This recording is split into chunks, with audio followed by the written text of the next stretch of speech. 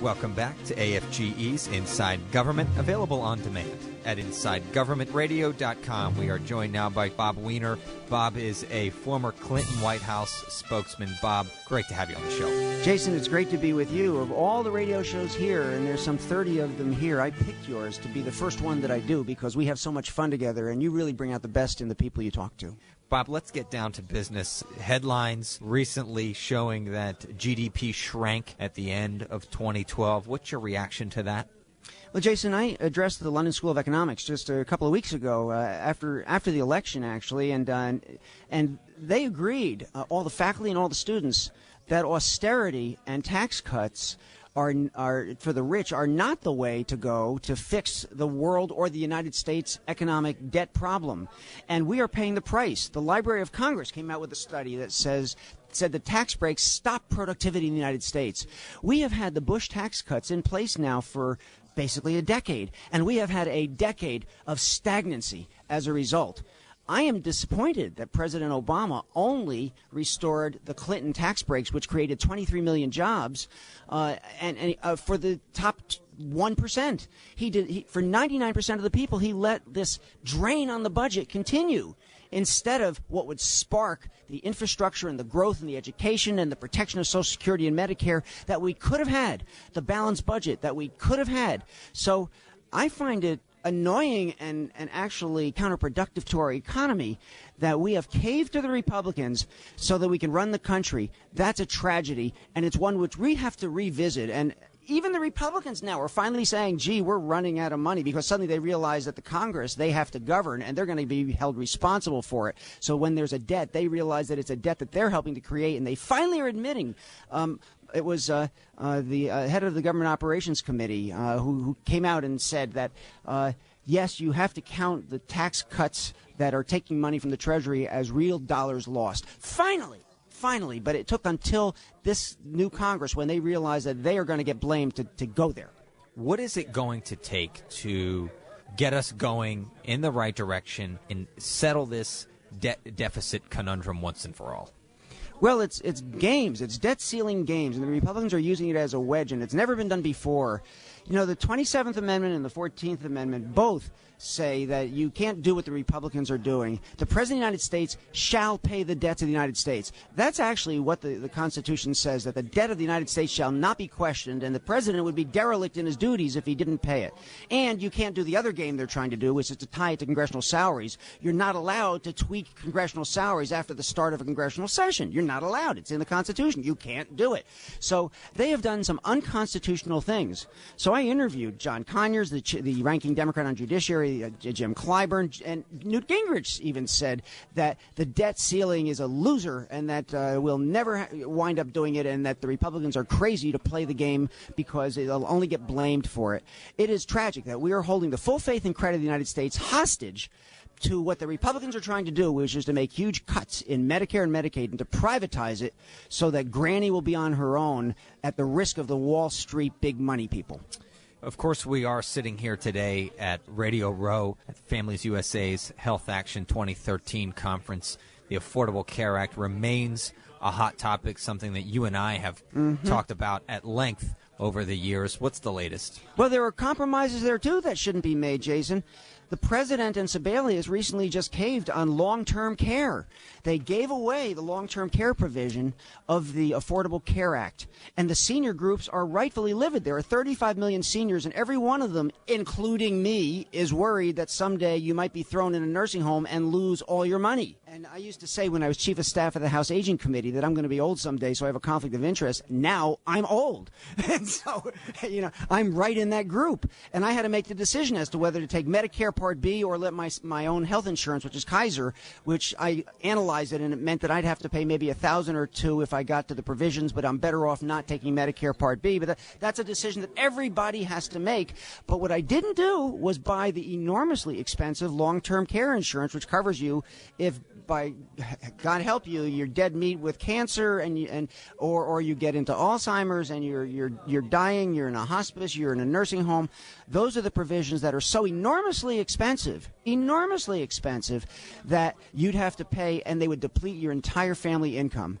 I made the calculation that I've got a 401k, I've got a house, I've got this, I've got that. So for the $40,000 or $50,000 a year, hopefully I wouldn't live that long in such a depleted state, and my wife wouldn't therefore be made bereft as a result of what happens. I made that calculation. I'm not sure it's the right one.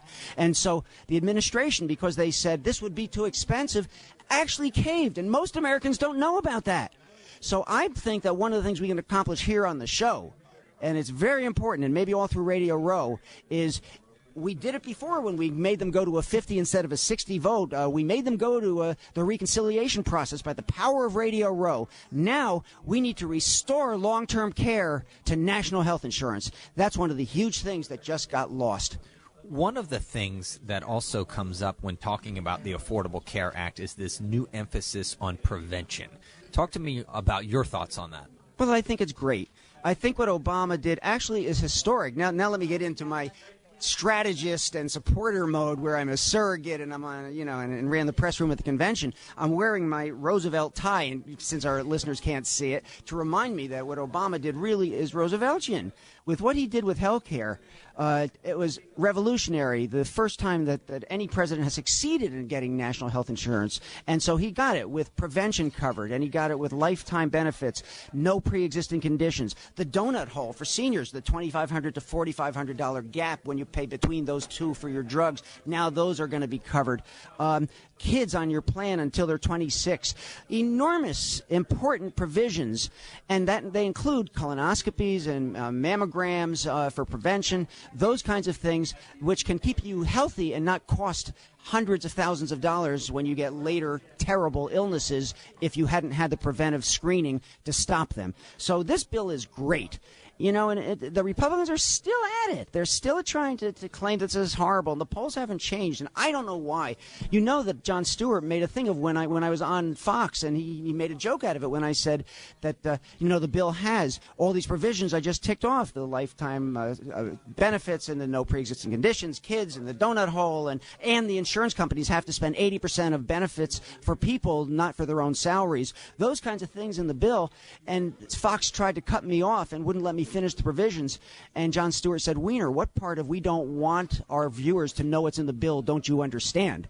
And so he made a joke out of that. That's still the case. The Republicans want to claim it's this big socialistic thing. No, it's health care for 30 million Americans that didn't have it, and for 180 million Americans better health care than what they had, and more thorough provisions. It is a hugely important bill that the Republicans want to tweak, and they're going to do it, Jason, by block grant reductions. They're going to try to block grant Medicaid and cut it down. Medicaid, now that it's expanded to cover 30 million new people, they're going to try to cut it back. They've already cut back the long-term care provisions. They're going to try to take away some of the provisions and to do screening and they're going to try to give it back to the insurance companies instead of the panels of doctors, which is where it should be.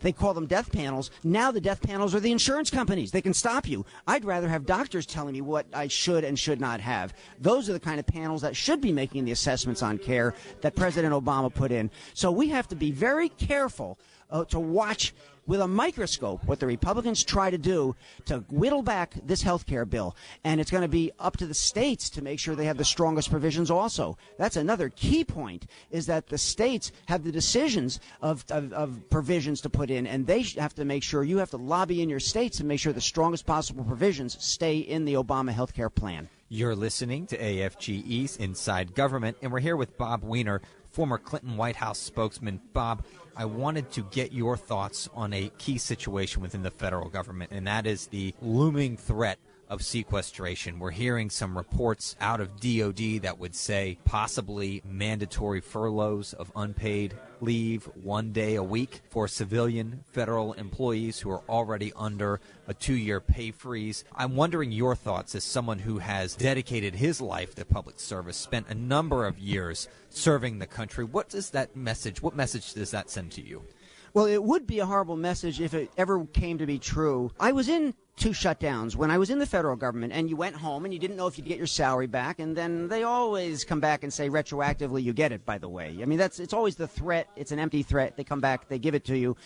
But we didn't know that, and I was kept home because I guess I wasn't essential enough, being the spokesman for the White House Drug Office, you know. But so it's a horrible experience. It's a horrible experience for federal employees who know the dedication that they give, and the myth that they are paid more than the private sector is nonsense. You take enormous cuts when you work in the federal government compared to what you could make in the private sector, and I know that's what the revolving door is so critical.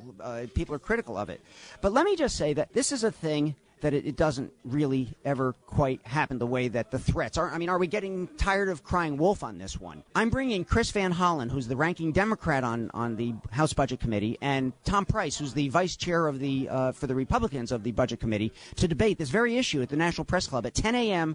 on February 12th as what we call a newsmaker, because I'm on the Newsmakers Committee, and that's where I play my bipartisan fair self and make sure that both sides can be heard and all, but I don't have to do that on this show. So, I mean, it is outrageous that the games are played that allow the Republicans to use the sequestration and the fiscal cliff as a threat. I mean, whose side are they on, the United States or the party? They're apparently on their own party. By the way, it backfired. People didn't like it. And the blame is against the people that threatened the fiscal cliff and sequestration. Now, sequestration, is it really the worst possible thing compared to what the Republicans want to do to cut Medicare and Medicaid and Social Security and education, science? My wife is a cancer researcher, which has in the last 2 decades improved breast cancer mortality by over a third. You know, is it the worst possible thing? It is for the federal employees who'd be cut. But I'll tell you what, the military, maybe it's the only way that we can stop what Eisenhower called the military-industrial complex from continuing to dominate and be the death blow of our budget in the United States, with having been $1 trillion a year of real money for the wars in Iraq and Afghanistan. And they just want to find another place now, whether it's Korea or North Africa with the new terrorist threats. Those are real places. But to have full-fledged wars instead of an intel strike the way that we did to get bin Laden, you know, the military wants to have enormous footprints and lots more contracting toys. Those are monies that are depleting our budget. We spend more than, I've heard numbers of 10 to 13 countries, the next 10 to 13 combined. The president said 10. Now people are saying that the next 13 countries combined. That is crazy. It's crazy when we should be spending the money on infrastructure and streets and bridges and education and roads, schools, when we should be in healthcare in the United States. So those are the real problems, Jason. And may sequestration and the fiscal cliff never come. I think it's an empty threat. Bob Weiner, the former Clinton White House spokesman. Bob, always great to have you on the program. Thanks for taking the time today. Thanks, Jason. Great to be with you.